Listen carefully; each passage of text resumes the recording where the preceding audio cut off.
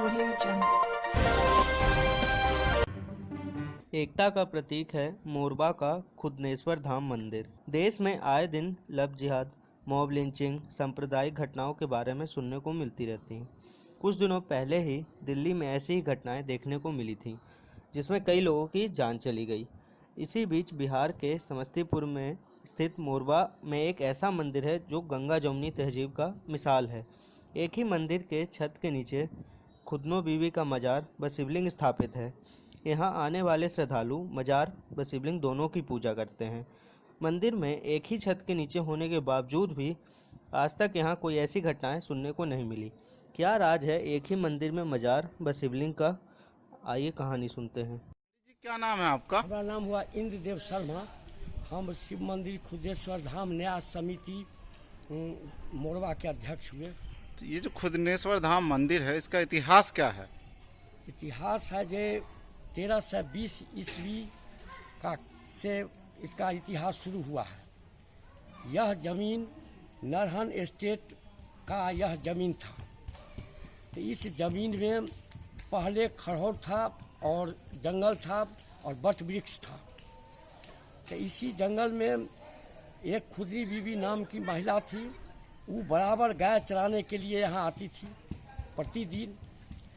तो बराबर गाय चराने के लिए आती थी और जब शाम होती थी तो वो एक वृक्ष के नीचे वह बैठ जाती थी और गाय चल रही थी। और जब शाम होता था तो वो गाय जो है एक अवस्थित शिवलिंग जहाँ पर है वहाँ पर गाय खड़ी हो जाती थी और उसका सारा दूध अपने आप उस शिवलिंग जो अवस्थित है वर्तमान में उसी जगह गिर जाती थी। और यह प्रक्रिया बराबर होती रहती थी। जब खुदरी बीबी नाम की महिला जो थी वो जब घर जाती थी गाय को लेकर के, तो उनके माता पिता जब गाय दूहने के लिए बैठते थे तो कहती थी जे गाय का दूध नहीं हो रहा है, क्या बात है, तुम बताओ। जो प्रतिदिन गाय चराने के लिए जाती है या गाय का दूध नहीं हो रहा है। तो कहे देखिए अब्बा, ना हम किसी को चुरा करके बेचते हैं ना किसी को देते हैं। हम एक पेड़ है उसी जगह बैठते हैं, बगल में गाय खड़ी हो जाती है और उस जगह सारा दूध उस जगह गिर जाती है। इसमें हमारा कोई दोष नहीं है। तो उनके माता पिता कहे ठीक है, इस चीज़ को हम कल जांच करेंगे जो सही है कि गलत तू बोलती है। तब वो गाय चराने के लिए आई और इसके बाद उनके माता पिता भी पीछे पीछे आए। आने के बाद वो छिप कर के बैठ गए। अब बैठने के बाद देखते हैं जो सही में उसी जगह गाय खड़ी हो गई और सारा दूध जो है उस जगह गिर रही थी। ये सारा देख लिए। वो देख लेने के बाद इसके बाद बात धीरे धीरे फैल गई। फैलने के बाद हिंदू मुस्लिम लोग सब दौड़ पड़े। कोई कोदारी लेकर के, कोई खुरपी लेकर के, कोई खंती लेकर के। भाई वो एक शक्ति है उस जगह जहाँ पर गाय का दूध गिर जाती है। हजारों 500 लोग वहाँ दौड़े, हिंदू मुस्लिम सब लोग। उनका खुदाई होने लगा। जब खुदाई हुआ तो बहुत गहराई तक खुदाई हुआ लेकिन उनका अंत नहीं मिला। और नीचे जाते जाते शिवलिंग जो निराकार परम ब्रह्म पर उनका गहराई नीचे तक मोटा होता चला गया। सब लोग खनते खनते जब अथक हो गए तब उसको छोड़ दिए। कहे जी नहीं, यहाँ कोई शक्ति है। इसके बाद इसका मालिक नरहन एस्टेट के थे राय गंगाराम। उनको खबर हुआ, वो वहाँ से आए। आने के बाद में जा कर के वो देखे यहाँ, वो भी खुदाई किए। तब पता चला जो इसका अंत नहीं है। इसके बाद कहे ना यह जगह एक कोई शक्ति है, निराकार ब्रह्म परमेश्वर है कोई इस जगह। उनका हम इस जगह मंदिर बनाएंगे।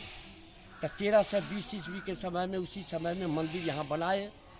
और मंदिर बनाने के बाद उस दिन से लेकर के आज तक। और इसके बाद खुदनी बीबी नाम की जो महिला थी बाबा के बगल में बराबर रोज बैठती थी।